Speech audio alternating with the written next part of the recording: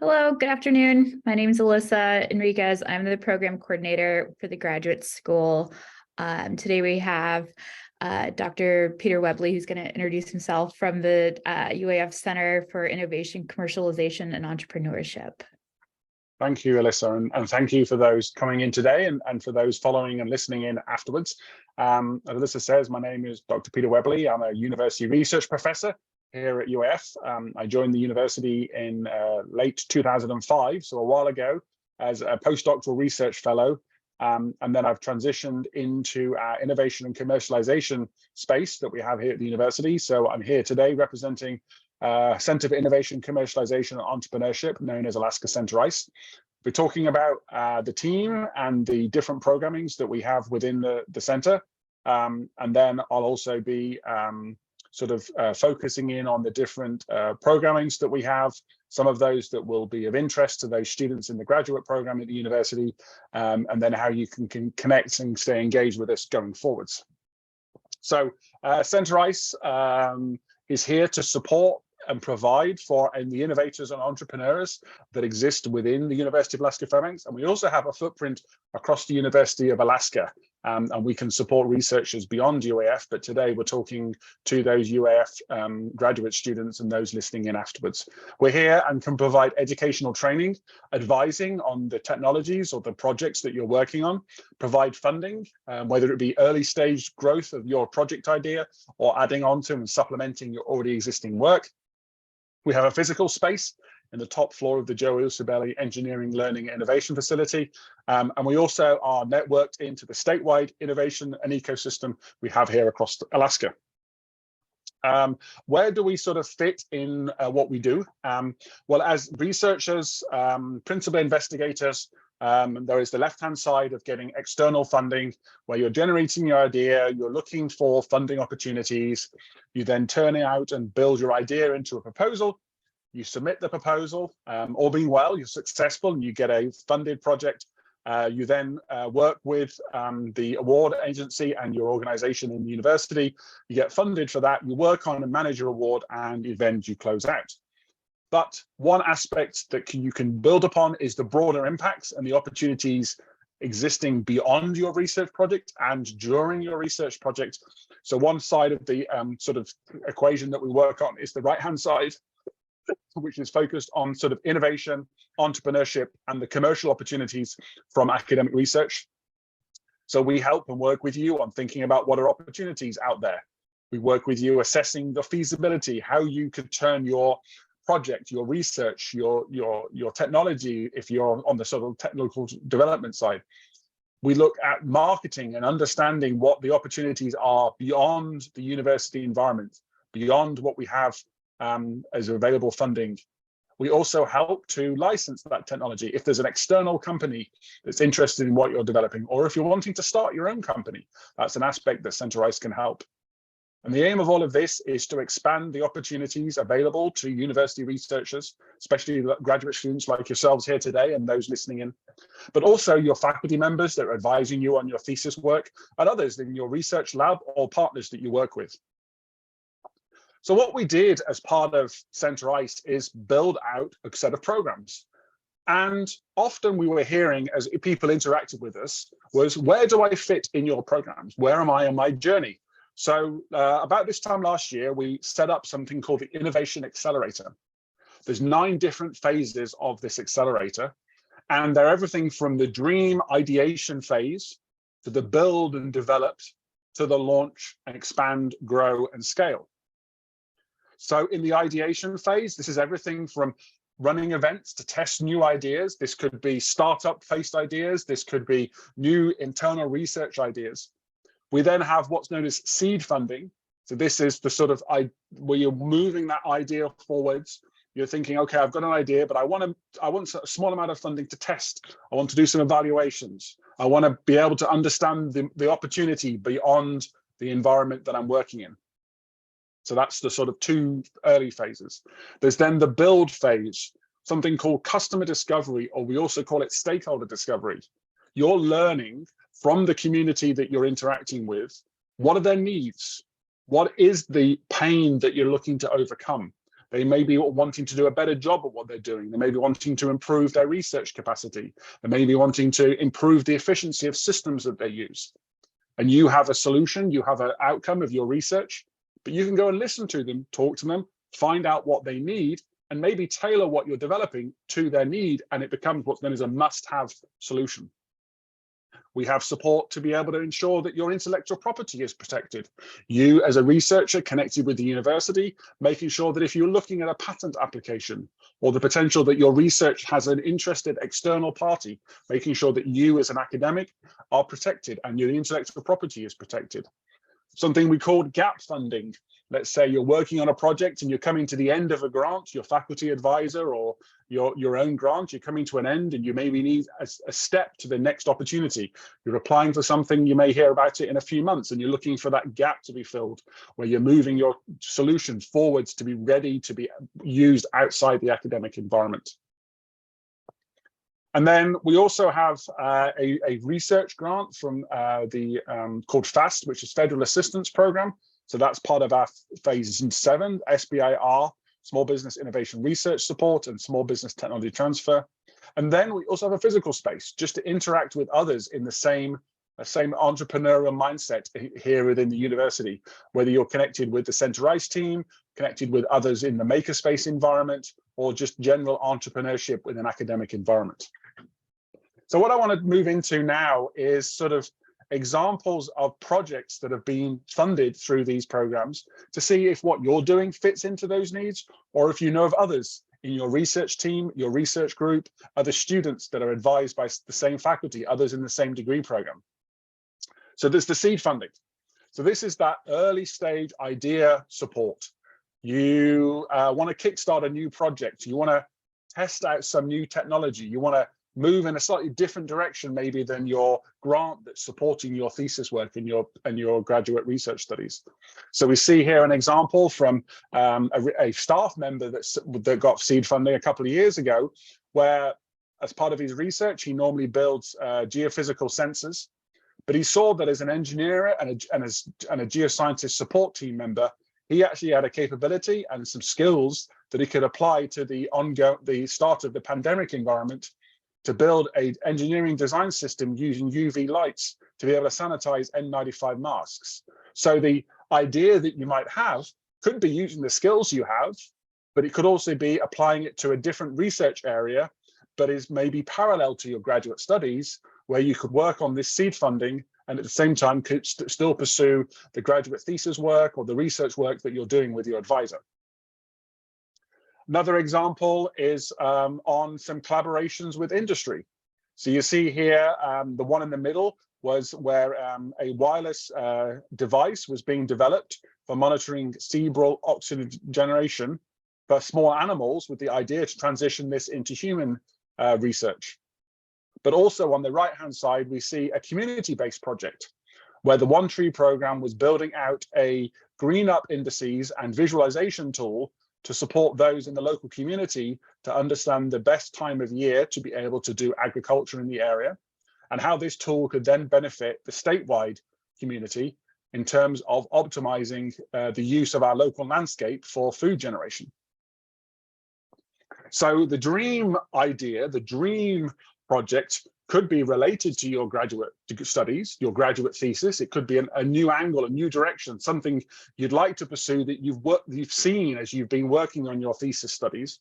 But also at the same time, it could be like, oh, I see a real need in this industry, a real need in this community, but I want to pursue that.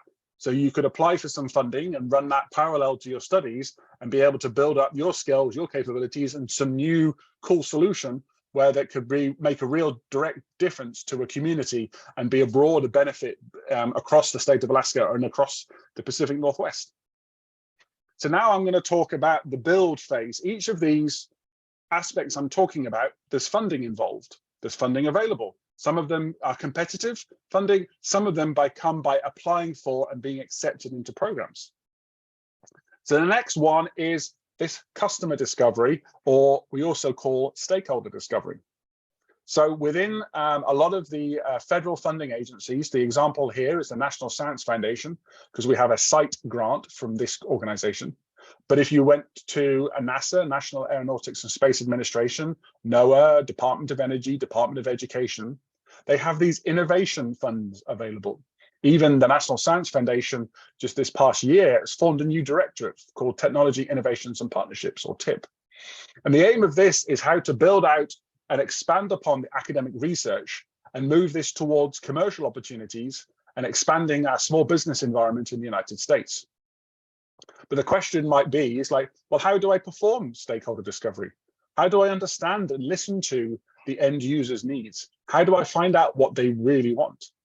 Well, part of that is we have a program to help you do that. This includes training and understanding how to complete what you see here, which is a model canvas of decision making, but also travel funding to allow you to go out and speak to the end users, the customers, the stakeholders that would be interested in what you're developing, going and talking to them, listening to them, finding out their problems, finding out what type of solutions they need. You can come back. You may have a team of 3 of you. You can listen to each other's inputs from those conversations and start to build out and generate and complete a minimum viable solution that then is a must-have for those end users. So this is a National Science Foundation funded site project, and we have funds and support a 6-week training program where you would meet with us and other members of your cohort once a week, and then also gain support to go out through a travel grant to be able to go interact with the end users of your potential technology and your potential solution. So here's an example, both internal and external to the university, on the types of products and projects that we funded.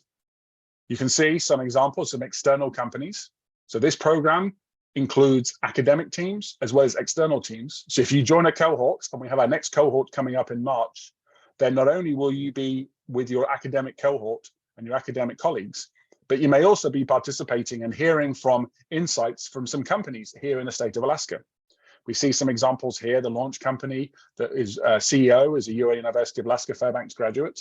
Cartorium, again, another one with a UAF graduate as the president and the CEO. We've got companies that are licensing technologies from the university, like Kupai. We've also got programs inside the university, like One Tree Alaska, that's done some stakeholder discovery on what they're developing inside their birch syrup solutions. And then, as part of the senior design projects, we've integrated with our students in mechanical and civil engineering to be able to provide them some additional training and support to go and understand the user needs for their developed projects to work, and go and find out how their project could be used by those in the community, but also be able to adapt to that project solution in the next iteration of a senior design project for the next year's students. So why might this be of benefit for you as a student and in your studies while you're at UAF? Well, here's an example actually from an undergraduate, but it really highlights in the benefits that this student gained by participating in the program. So the student was completing their undergraduate degree, and they then went through our I-Core program to test and understand the need for what they were developing. So they were developing a collapsible backboard for search and rescue that could be carried out in a rucksack once it reached the site where they needed to bring back the injured individual. It would expand out, lay solid, and be able to carry that individual back to a safe location. So the student was able to go and speak to search and rescue teams that would be responsible for going to find lost hikers in the Denali area, as well as the emergency responders. And by actually speaking to and interviewing those specialists, they got to learn the size of available space to carry new equipment.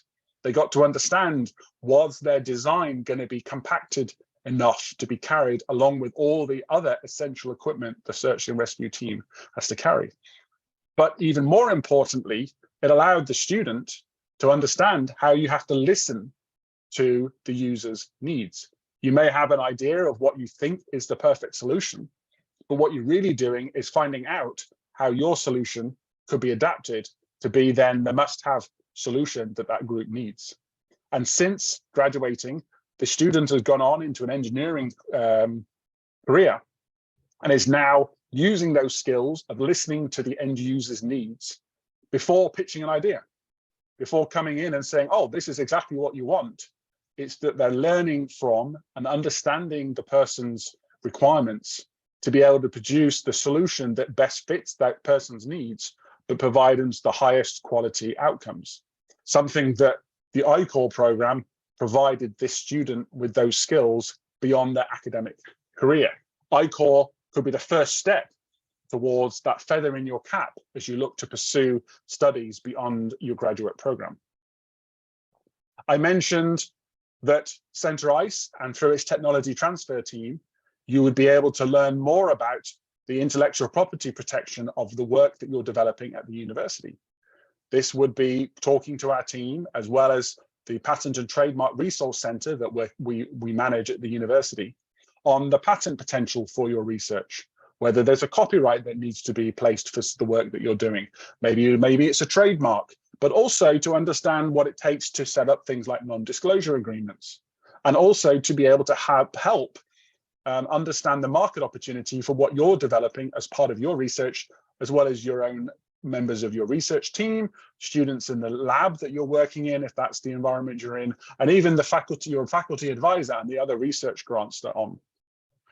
As part of this, when you submit and work with us, you fill in what's known as an invention disclosure. We also call them idea disclosures, depending on the readiness that they have to move out of the academic environment.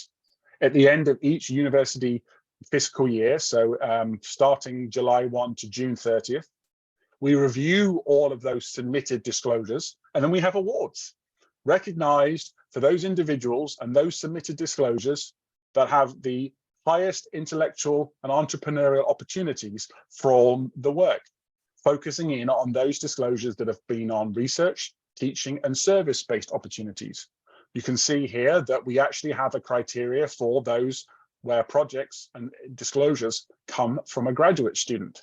So the 2022 tomorrow's Innovator Award, I think we've had 4 of these now, was a student doing his PhD that was funded through a seed fund focused around forecasting residential energy consumption, building out a computer model, an AI-based model to help understand how systems can be optimized to support a more energy efficient environment in a house. You can see here an example in the middle of the faculty innovation disclosure, for the disclosure where there was a faculty lead with the highest innovation entrepreneurial potential.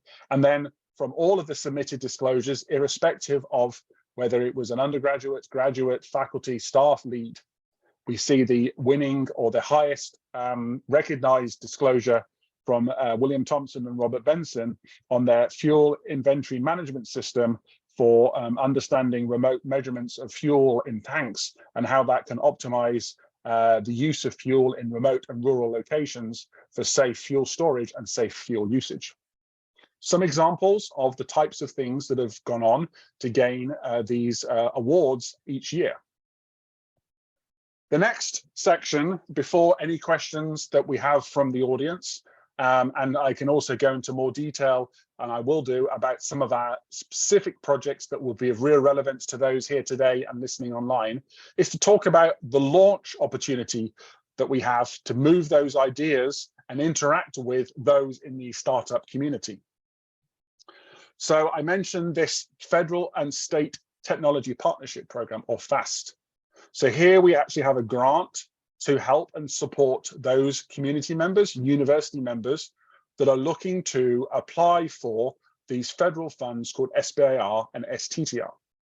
This is a growing and expanding part of the federal funding space, and it's non-equity research funding given to small businesses, and then in collaboration with small businesses, academic institutions, to pursue research and development.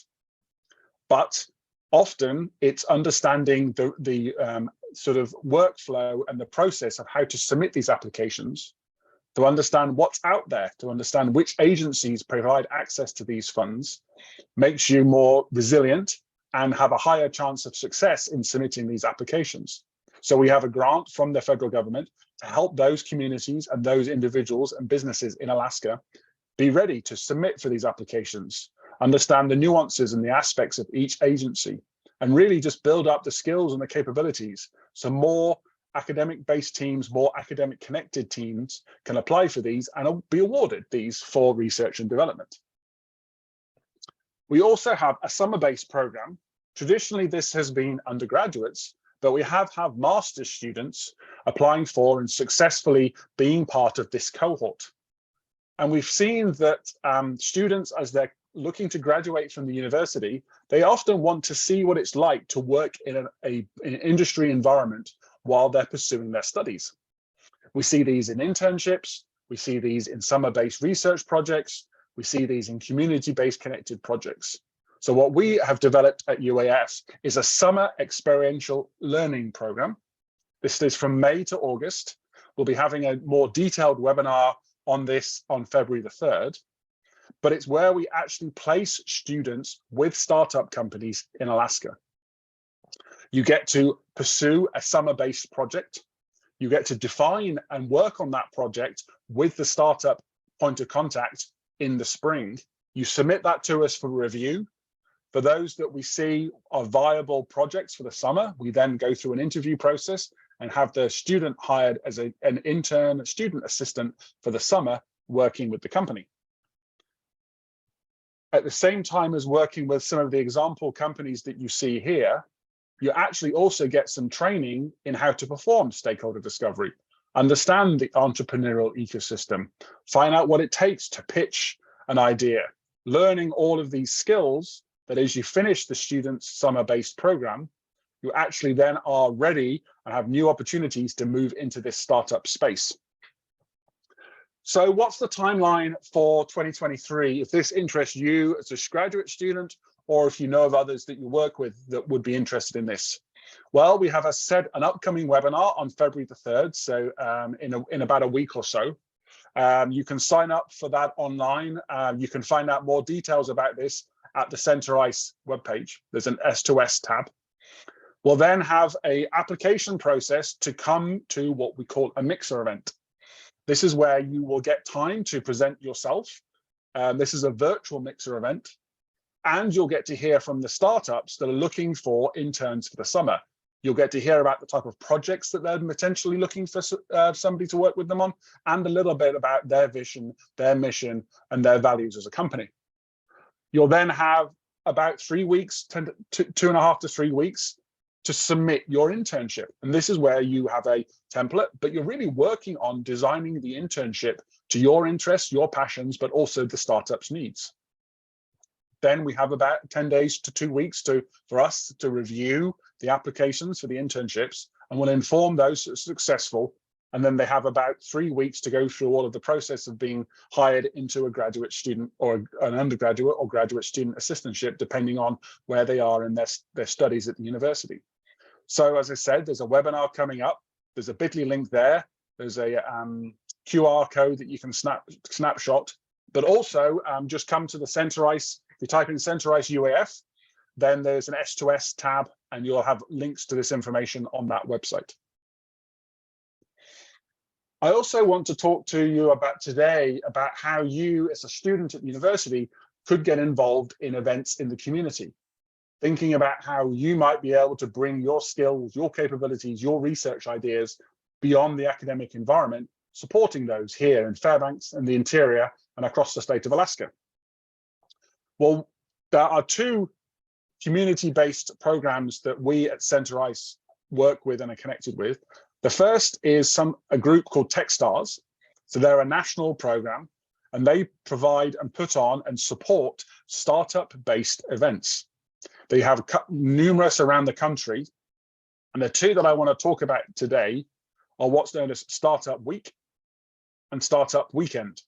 So Startup Weekend is a 54-hour-long event, Friday night to Sunday night, where you come in at the beginning, pitch your idea, then brainstorm as a group, eventually form teams around the high-profile, high-impact, high-feasibility projects, and then spend the weekend in a fun, fast-paced environment. And at the end, you've done some customer discovery in the community, you've ideated around your idea, you may have gone in a completely new direction based on what you've found, and then you pitch your funnel idea for prizes that are follow-on potential funding, follow-on training support, follow-on connections to local community members. So this fast-paced environment, we've got the next opportunity coming up, February 17th to the 19th. We're going to be based at the BP Design Theatre in the top floor of the Joe Usabelli Learning and Innovation Facility. So if you want to know more about that, please do reach out to us at Center Ice. If you're interested in being part of the organizing committee, please do get in touch, or just want to participate and bring along colleagues, friends, compatriots, and collaborators, then please do come into the event on the Friday night. Food will be provided for the full weekend. We're going to be having sponsors helping us to support that. And you'll get to meet local innovators, both inside the university and externally, and learn a little bit more about what it takes potentially to start up a company. There is Startup Week, which is a focused week of entrepreneurial activities. I note here that it says November 2022, but actually the next one is November 2023. This is going to be a week long of events, all entrepreneurial innovation focused. These might be informational events, these might be training programs, these might be open houses at small businesses and startup companies. But it's a real opportunity for you to get engaged with the ecosystem we have in the state, the communities that are growing and building their innovation pipelines, and just be part of a celebration of innovation and entrepreneurship at the university. We've also run things called Nook Tanks. So this is focused on ideation and design thinking, 2 to 3 hour events where you come in and propose a topic, you have teams form, and in that 2 to 3 hour period, you brainstorm around the idea, you try and think about those moonshot ideas that could develop into a research project, and then present back to the room, present back to judges, and the winners get access to and connected to the next phase of funding, the next phase of training. So if you're interested in running some of these inside your college, inside your institution, inside your program, please do reach out. We'll be happy to talk to you about them and happy to help you facilitate those and bring more of those into the university environment. We also are collaborating very closely with our military establishments here in Alaska. And the one I'd like to highlight is Eielson Air Force Base. So Eielson, about 30 miles or so away from Fairbanks, they have a team known as Iceman Spark. This is an innovation team based at Air Force Base. And their job is to integrate and interact with the whole base and find out some of their needs and what might be practical solutions to locally innovate, to build out a more effective Arctic mission for that base in the Air Force.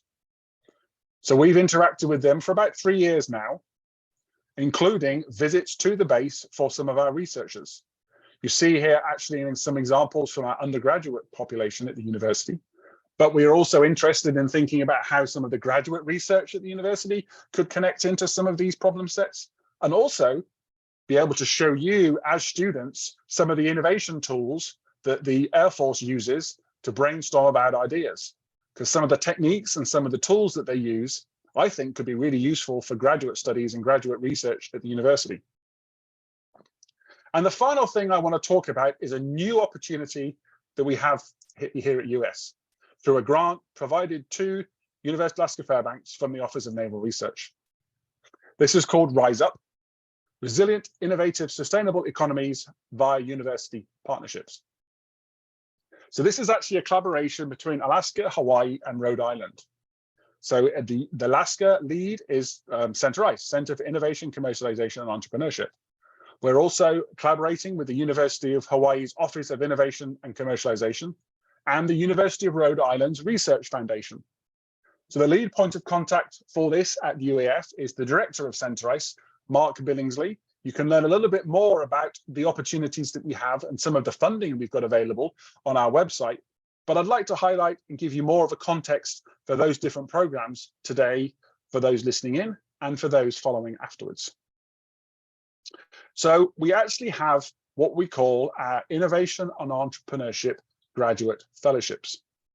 So this is actually a program that we have, and we have funding available to support graduate students in the summer and across the fall to broaden your skill sets, to learn innovation and entrepreneurship practices, and to transition and move your research that might have an entrepreneurial opportunity forwards and build it out for commercial ventures, startup companies, or community support.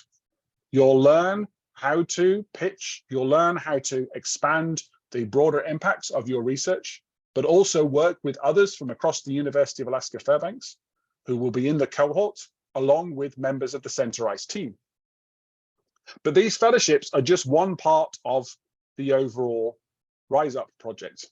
I'll have a little bit in a short time, details on how you can apply for these fellowships and the process and the timeline for those that are successfully reviewed and will be receiving them when that funding would start. We're also, as part of this project, running a course inside the university environment. So at the moment, this is running as a 200 level course with the Honors College, but the idea is to transition this into a university-wide, university available course focused around innovation for Alaska and the Arctic. We're working with our local Air Force establishment to gain a list of project solutions to be worked upon in the classroom. The students then participating follow the mission model canvas of stakeholder discovery, partnership development, pitching value propositions, redesigning their project, redesigning their solution based on stakeholder interviews, and really following a design and following a project all the way from initial ideation and brainstorming to a pitched solution and moving on to potentially seed funding and project development and minimum viable product. We also, for your faculty members that are advising you on your thesis work, we have a faculty fellows program, which is enhancing and building up the skills of our faculty here at the university and building a network of entrepreneurial-minded faculty at UAF. This could be anywhere from month-long research projects to semester-based class design to deployment of projects in their research.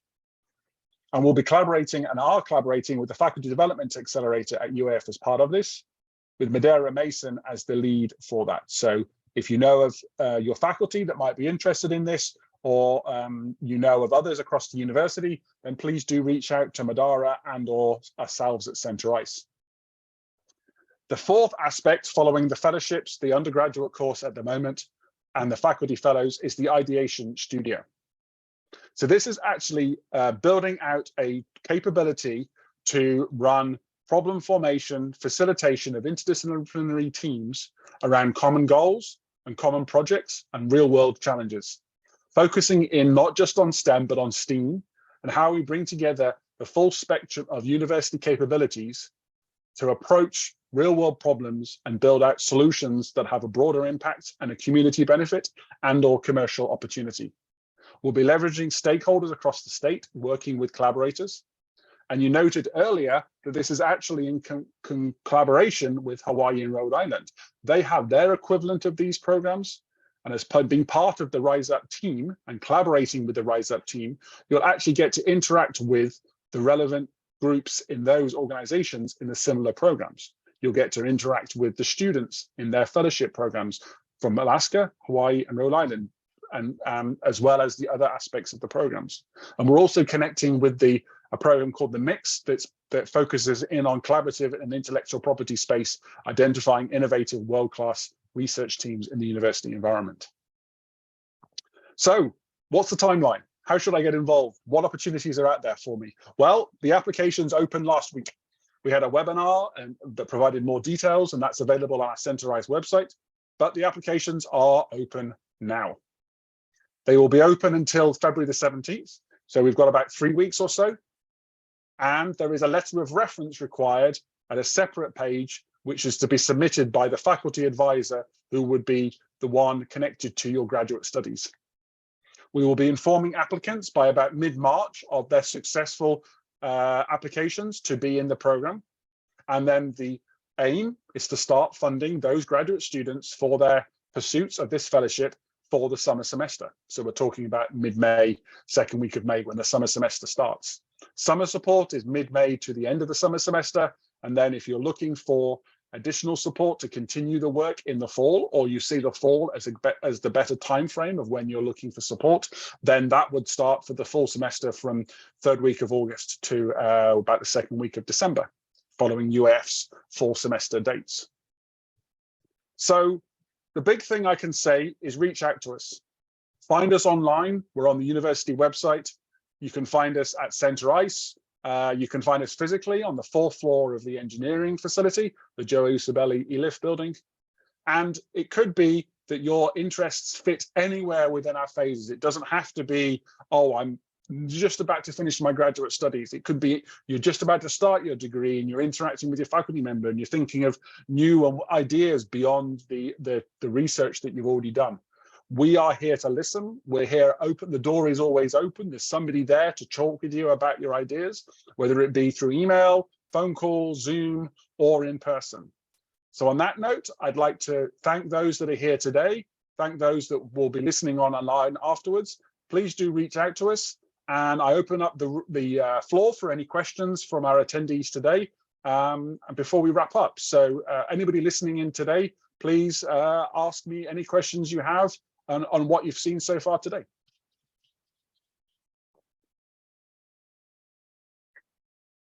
Yes, go ahead. Dr. Peter, can you hear me? I can hear you loud and clear. Cool. Thank you very much first for this presentation. It's really informative. It's really good opportunity to all of us graduate students. And I have a question. Let's say I want to start a business or like at a startup company, but there's a problem. I have a couple of ideas, but is there any way to get legal advice about starting a business or startup companies from your Center ICE? Because I know there are some limitations for international students, cannot work outside or cannot have any income outside the campus. Like there are some limitations like that. I would like to get any advice from you about that. Of course. So I wouldn't be able to give you any advice myself. But in terms of gaining advice in Fairbanks, in terms of the sort of starting a business, irrespective of the information that you were asking about, a position as a graduate student, an international student, that side of it. So in terms of the starting a business and what it takes to do that, there is the Small Business Development Center. And there's a Fairbanks office for that. So any questions on the business side as a green card holder or a resident, depending on, or a visa holder, depending on your status, in answer to what you can do as a graduate student for other income, that probably is a question either to the graduate school or the international office at the university. They'll be able to inform you based on your visa status what you can do. And I don't know what that is, but they could give advice. And then in terms of the other aspects, let's say you might have something and you're interested in whether you are eligible to be able to submit a patent. As a person living in Alaska, you could approach the Patent and Trademark Resource Center, of which one of our members manages. David Park manages that center, and you could ask him as a person living in Alaska rather than advice as a university student. So that's a place you could ask for the sort of the patent side of it. The business side would be the Small Business Development Center. And then on the aspects of what you can do as a student on a visa or whatever status you have, then I would ask somebody on the international office side within the university on what regulations are in place. As you can hear from my accent, I'm a Brit and I moved to Alaska, but I'm a green card holder, and that might be different to somebody that is on a visa, and so I don't know. I can't give you that advice today. I see. Thank you very much. Those would be the groups that I would reach out to. You can find David's email information on our Centerize webpage. You can find the office in the university through the grad school if you don't already have connections to that. And then if you just type in Fairbanks SBDC, so Small Business Development Center, you'll find the contact information for their director of that office, and his name is Russell Talvey. but you can find all that innovation online. He can help on the business development side, as long as you've evaluated all of the other aspects of what you can do in your current situation. Perfect. Thank you very much. You are welcome. Any other questions from those online today? If not, I'd like to thank everybody for their time. We'll provide, for those listening in, don't forget to let your other colleagues in your research teams or in your colleges know that this recording will be on the Centerice YouTube channel. We have other recordings of other events that we've held, Startup Week events during 2021 and 22, all of our ICE jams that we have at least once a month, and any other recordings of Centerice events are all on there. So you can watch those later at in your own time. But as I said, please don't hesitate to reach out. We're on the 4th floor of the Joe Sibeli building, which is next to the BP Design Theatre, for those that know that facility. You can reach us at any time, centerice@alaska.edu. So on that note, I thank for those that are here today, and we'll be sharing this out through our social media channels and our YouTube capabilities for anybody that wants to watch this afterwards. So thank you for those that came in today. Thank you for those listening in afterwards. And as I said, our door is open. Please do reach out.